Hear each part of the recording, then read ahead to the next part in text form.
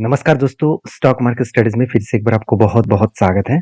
तो आज मैं फिर से आपके सामने कुछ इंपॉर्टेंट कंपनी का अपडेट लेकर हाजिर हुआ हूँ। तो आज का वीडियो बहुत इंटरेस्टिंग होने वाला है क्योंकि इस वीडियो के माध्यम से सिर्फ कंपनी के डिटेल्स नहीं, कुछ इंपॉर्टेंट अपडेट भी आपके साथ शेयर करूंगा। तो पूरा लास्ट तक इस वीडियो को देखिएगा क्योंकि इस वीडियो के अंदर मैं टेक्निकली चार्ट पैटर्न अभी जो फिलहाल के सिचुएशन है कंपनीज के, वो मैं आपके साथ शेयर करूंगा क्योंकि मेरा एंट्री कहाँ पे है और अभी किस तरीके से करेक्शन हुआ और इस करेक्शन में मैं किस तरीके से ट्रेड को कंटिन्यू करता हूँ, वो मैं आपके साथ शेयर करने वाला हूँ। तो वीडियो को पूरा लास्ट तक देखिए, कुछ नया सीखने को मिलेगा। तो फर्स्ट जो कंपनी है जिसका नाम है 5 पैसा कैपिटल। देखिए मैं पहले ही बोल चुका हूँ 5 पैसा कैपिटल के ऊपर मैं बहुत ज्यादा बुलिश हूँ क्योंकि इस कंपनी के ऊपर बहुत दिनों के बाद एक लंबा सा एक पैटर्न क्रिएट किया, जो एक कप विद हैना पैटर्न जैसा पैटर्न क्रिएट हुआ। तो कप विद हैना पैटर्न बनने के बाद फाइनली क्या हुआ, यहाँ पे एक ब्रेकआउट देखने को मिला। ब्रेकआउट देखने का मतलब क्या है, देखिए दो तरीके से सिचुएशन को आपको समझना पड़ेगा। जो रेंज बना है उसके ऊपर कोई भी ग्रीन कैंडल क्लोजिंग चाहिए, उसको कहा जाता है ब्रेकआउट। और उसके ऊपर कोई ग्रीन कैंडल क्लोजिंग हो तो उस ब्रेकआउट के बाद कोई ग्रीन कैंडल क्लोजिंग हो, उसको कहा जाता है कंफर्मेशन। तो ब्रेकआउट और कंफर्मेशन दोनों चीज अगर एक साथ मिले तो एक हायर पॉसिबिलिटी है इस लेवल से लगातार वो जर्नी करके ऊपर जा सकते हैं। देखिए अच्छा खासा जर्नी तो हुआ था। तो जो टारगेट था 800 अराउंड, मैं एक बार देख लेता हूँ, हाँ 812 रुपीज के आसपास, वो टारगेट के नजदीक से 800 760 तक जाने के बाद ही वापस आया। तो अगर आप कहेंगे सर आपका तो प्रॉफिट अच्छा खासा हो रहा था, आप अगर यहाँ से भी एंट्री देते और टॉप लेवल तक तो 34% रिटर्न मिल चुके थे और वो भी 11 दिन में, आपने प्रॉफिट बुकिंग क्यों नहीं किया? देखिए मैं हमेशा रूल्स को फॉलो करके चलता हूँ, चाहे मुझे टाइम ज्यादा लगे प्रॉफिट मिलने में, चाहे मुझे लॉसेस भी हो, तो भी मैं रूल्स को ब्रेक नहीं करता हूँ क्योंकि इस तरीके से अगर हर बार मैं प्रॉफिट होने से पहले ही निकल जाऊंगा तो मुझे प्रॉफिट जो मुझे जो 35% का जो प्रॉफिट रेशियो चाहिए, वो रेशियो नहीं मिलेगा। तो इसलिए हमेशा आपको रूल्स को फॉलो करके चलना पड़ेगा। अगर आप पुराना सब्सक्राइबर है मेरा तो आपको पता है कि मैं कोई भी ट्रेड को पहले से एग्जिट नहीं करता हूँ। हाँ, अगर मैं देखता कि इसके पहले एक यहाँ पे स्ट्रांगली रेजिस्टेंस है और लाइफ टाइम हाई है, उसके ऊपर टारगेट बना है, तो मैं यहाँ पे प्रॉफिट बुकिंग कर लेता। तो यहाँ पे कुछ उस तरीके से कुछ भी सिचुएशन नहीं है क्योंकि कंपनी लाइफ टाइम हाई को ब्रेक करके ऊपर गया था, रिटेस्ट किया, नीचे आए और 200 डेज ईएमए को भी वो टेस्ट किया। उसके बाद देखिए धीरे धीरे करके वो वापस जाने का कोशिश करेंगे। तो कहने का मतलब है एक अलग लेवल का सिचुएशन बनता हुआ देखने को मिले और यहाँ से वो रीबैक करने का वो जरूर कोशिश करेंगे। तो बाकी इस कंपनी के ऊपर ट्रेड लेने का मेरा मेन मकसद यही है कि क्वार्टर रिजल्ट बहुत शानदार है। 84 करोड़ से 100 करोड़ तक कंपनी पहुंच चुके हैं, एक्सपेंस 61 से 70 करोड़ तक पहुंच चुके हैं और नेट प्रॉफिट 11 करोड़ से 15 करोड़ तक पहुंच चुके हैं। मतलब अलग लेवल का एक प्रॉफिटेबिलिटी ग्रोथ देखने को मिले और इस प्रॉफिटेबिलिटी ग्रोथ के कारण कंपनी के ऊपर एक मैसिव जर्नी यहाँ पे देखने को मिला है। मैसिव जर्नी पहले हो चुके हैं। अभी देखिए जो करेक्शन हुआ इसके लिए मैं बार बार बोलूंगा कि प्लीज जो लोग टॉप लेवल में बाय करके रखे हैं, तो आपने किस बेसिस में बाय किया वो तो मुझे पता नहीं। अगर मैंने इस जगह पे एंट्री लिया है तो मैं ऑब्वियसली होल्ड करूंगा, मैं कंटिन्यू जरूर करूंगा इस टॉप लेवल टारगेट तक। चाहे मुझे एक साल भी लगे तो कुछ फर्क नहीं पड़ेगा क्योंकि एक साल में अगर मुझे यहाँ पे 50% का प्रॉफिट मिले तो इससे बड़ी बात और कुछ हो नहीं सकता।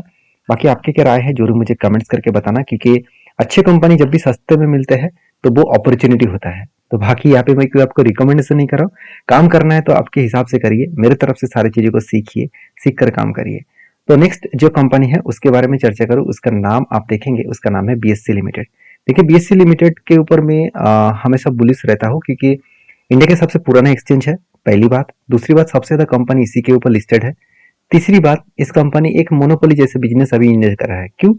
देखिए बिजनेस तो इस सेक्टर में दो लीडर प्लेयर है, एक बीएससी है और एक एनएससी है। मगर यहाँ पे हुआ क्या, बीएससी अभी तक बहुत दिनों से लिस्टिंग है मार्केट में और एनएससी अभी तक लिस्टिंग नहीं हो पाए क्योंकि सेबी उसको लिस्टिंग नहीं करने दिया क्योंकि बहुत सारे उसके जो फाइलिंग है उसके ऊपर बहुत सारे अभी तक क्लियरिटी नहीं मिला कि फाइनली उसको लिस्टिंग किया जाए। तो इसलिए बहुत बार उसको रिजेक्शन मिला लिस्टिंग होने में। तो बीएससी अकेला मार्केट में काम कर रहा है। अगर आपको किसी भी एक्सचेंज के ऊपर निवेश करना है तो बीएससी एक बहुत बेस्ट अपॉर्चुनिटी बन सकते हैं।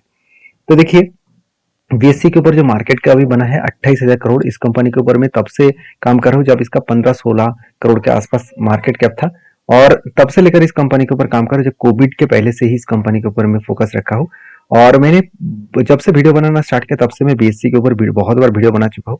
आपको मैं बार बार बोलता हूँ कि बीएससी के ऊपर एक चीज आप जरूर नोटिस करना, कंपनी के ऊपर कभी भी आपको सेल्स का डेटा और प्रॉफिट का डेटा आपको कमियां देखने को नहीं मिलेगा। कंटिन्यूसली सेल्स और प्रॉफिट ग्रोथ एक बेस्ट तरीके से देखने को मिलेगा।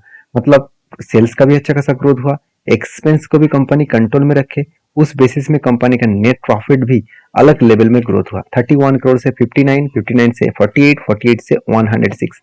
तो एक बेस्ट तरीके से कंपनी प्रॉफिट को मेंटेन किए, और जिसके चलते एज ए इन्वेस्टर प्रोमोटर से लेकर एफआईएस पब्लिक हर कोई व्यक्ति इस कंपनी के ऊपर कंटिन्यू कर रहा है।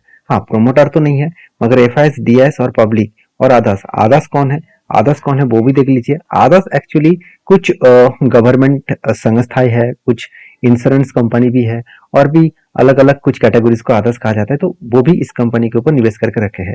और मजेदार बात क्या है आप जानते हैं इस कंपनी के ऊपर, वो है कंपनी के ऊपर जो म्यूचुअल फंड कंपनी है वो लास्ट सितंबर, अक्टूबर, नवंबर में, दिसंबर में, इस चारों मंथ में अच्छा खासा बाइंग किए थे।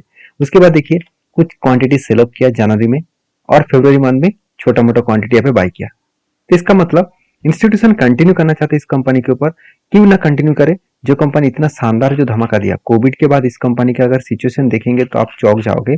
तो कंपनी कहाँ पे था और कहाँ पे आ गया। कंपनी कोविड के टाइम में सिर्फ 92 रुपीज, 100 रुपीज के आसपास था। आज कंपनी कितना, करीबन 2500 के आसपास चल रहा है। तो ऑलमोस्ट आप बोल सकते हैं 25 टाइम्स कंपनी रिटर्न आपको दे चुके हैं। तो इतना बड़ा धमाका कंपनी कर चुके हैं। अगर मैं एकदम ग्राउंड लेवल से टॉप लेवल तक मार्किंग करूं तो ऑलमोस्ट 2300 से 2500% के आसपास रिटर्न कंपनी दे चुकी है। तो सोचिए कंपनी कहां से कहां तक जर्नी, अभी तो सिर्फ शुरुआत है और भी लंबा जर्नी आपको देखने को मिलेगा। तो क्योंकि कंपनी अभी भी जो मार्केट कैप लेकर चल रहा है, अभी भी कंपनी का जो मार्केट कैप है उस बेसिस में बात करो तो कंपनी का मार्केट कैप अभी कितना है, 28,000 करोड़। तो सोचिए 28,000 करोड़ से अगर 1 लाख करोड़ बन गया तो कंपनी और भी 4 टाइम्स जंप कर सकते हैं। तो यही होते हैं पावर। तो आपको सही टाइम में सही कंपनी के ऊपर डिसीजन लेना पड़ेगा। तो अभी फिलहाल के लिए इस कंपनी के ऊपर मेरा कोई टेन नहीं है, क्योंकि कंपनी एक रेंज के हिसाब से काम कर रहा है और यहाँ पे कंपनी को एक स्ट्रांगली सपोर्ट मिला है। इस सपोर्ट को फेस करके अगर वो ऊपर गए तो एक बड़ा ब्रेकआउट मोमेंटम देखने को मिल सकता है। बाकी आपकी क्या ओपिनियन है जरूर मुझे कमेंट्स करके बताना।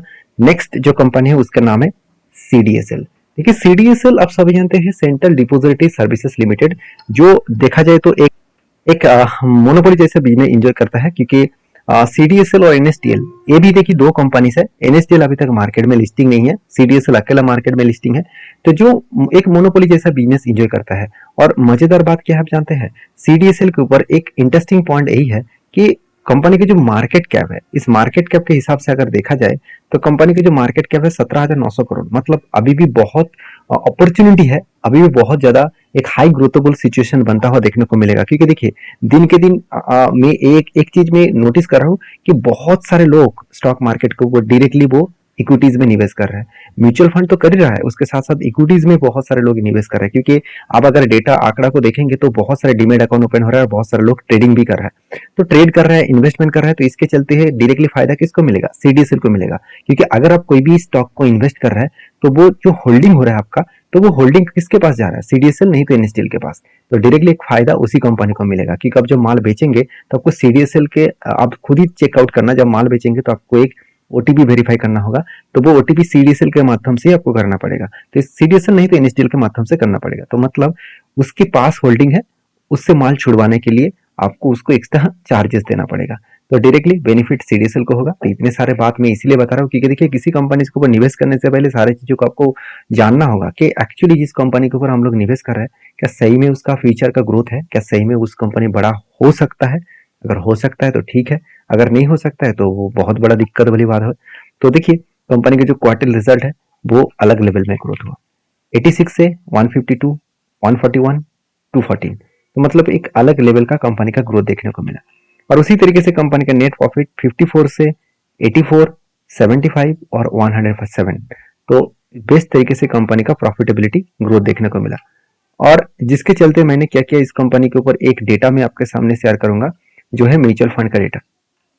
म्यूचुअल फंड इस कंपनी के ऊपर सितंबर मंथ में बाई किया, अक्टूबर में सेल किया, नवंबर में बाई किया, दिसंबर में सेल किया, जनवरी में बाई किया, फरवरी में सेल किया। इसका मतलब क्या है, म्यूचुअल फंड जितने बाई कर रहे हैं उससे बहुत कम कंपनी के ऊपर सेल अप कर रहे हैं। मतलब सेलिंग सिचुएशन कम है, बाइंग सिचुएशन ज्यादा है। तो कहने का मतलब है कि कंपनी इसके ऊपर एक अलग लेवल में एक बेस्ट तरीके से सिचुएशन बनता हुआ देखने को मिले, जिसके चलते मैं इस कंपनी के ऊपर बुलिश हूँ। और सीडीएसएल के ऊपर देखिए मैंने एक ट्रेड लिया था पहले, जो एक शोल्डर कम हेड कम शोल्डर बना था, और फाइनली जब ब्रेकआउट हुआ बहुत आसान तरीके से वो टारगेट को अचीव किया। और टारगेट अचीव होने के बाद फिर से एक बार ट्रेड बनने जा रहा है कप विद 100 का। तो कब तो बना, हैंडल तक अब बना। अभी देखिए यहाँ से बिग क्रैश हो गया, तो वही लेवल में आकर पहुंच चुके हैं जो इसका प्रीवियस स्ट्रांगली एक सपोर्ट है, क्योंकि इसी सपोर्ट के बाद बार बार इसको रिटेस्ट करके वो ऊपर गया, तो इसका मतलब यहाँ पे फिर से उसको सपोर्ट मिलेगा। अगर इस सपोर्ट में वो रीबैक ना कर पाए, अगर डाउन साइड में ट्रेड करना स्टार्ट कर दिए, तो सोचिए एक बड़ा फॉल दिखेगा और 1428 लेवल तक आने का चांसेस है। तो जो लोग बाइंग करके रखे हैं, इस लेवल को आप याद रखिएगा, इस लेवल को आप जरूर स्टडी करके जरूर इस कंपनी के ऊपर डिसीजन लेना। तो मेरे तरफ से कोई भी डिसीजन नहीं है, मेरे तरफ से सारी चीज़ों को सीखिए, क्योंकि मैं कोई सेबी रजिस्टर्ड पर्सन नहीं हूँ कि मैं आपको बाय सेल का रिकमेंड करूँ। काम करना है तो सारी चीज़ों को समझ कर सीख कर काम करना पड़ेगा।